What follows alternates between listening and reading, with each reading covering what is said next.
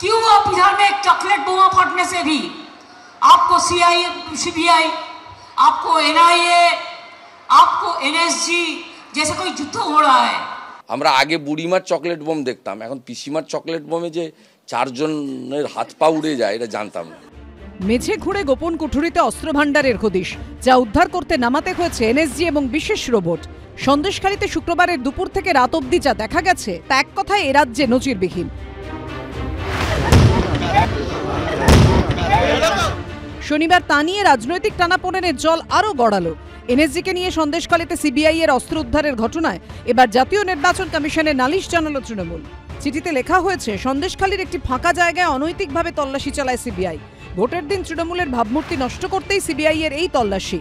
আইন শৃঙ্খলা সম্পূর্ণ রাজ্যের দায়িত্ব, অথচ তল্লাশির বিষয়ে কিছুই জানানো হয়নি। চিঠিতে লেখা হয়েছে, সত্যি অস্ত্র উদ্ধার হয়েছে নাকি সিবিআই বা এনএসজি নিজেরাই রেখেছে তাও স্পষ্ট নয়। প্রধানমন্ত্রী এবং বিজেপি নেতারা সন্দেশখালী ইস্যুতে প্রতিদিন তৃণমূলকে নিশানা করছেন।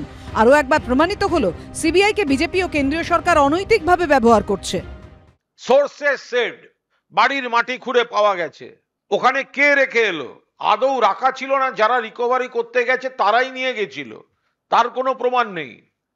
আর সেটা সত্যিকারের বিস্ফোরক কিনা কেউ দেখেছে?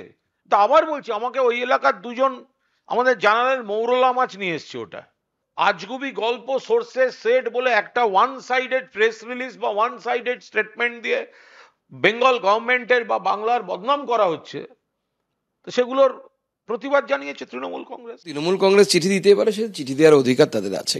এই তদন্তকে বাধা দেওয়ার জন্য সুপ্রিম কোর্ট থেকে শুরু করে যেভাবে সব জায়গায় তৃণমূল কংগ্রেস, নির্বাচন কমিশন থেকে শুরু করে সব জায়গায় যে কড়া নেড়ে যাচ্ছে, আমার তো অবাক, আমি সত্যি অবাক হয়ে যাচ্ছি যে ভারতবর্ষের সংবিধান, ভারতবর্ষের সার্বভৌমত্ব, ভারতবর্ষের ঐক্য, অখণ্ডতা, এই সবের প্রতি কি তৃণমূল কংগ্রেস নামক দলের কি কোনো রকম কোনো মানে কি বলবো দায়বদ্ধতা নেই?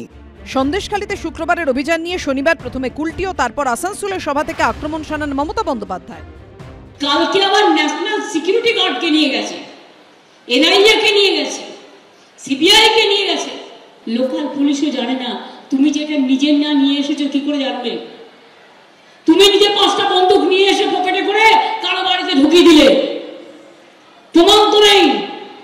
তুমি নিজে এসে কিছু গাঁজা বা কিছু ড্রাগ পকেটে করে নিয়ে এসে কারো বাড়িতে ঢুকিয়ে দিলে।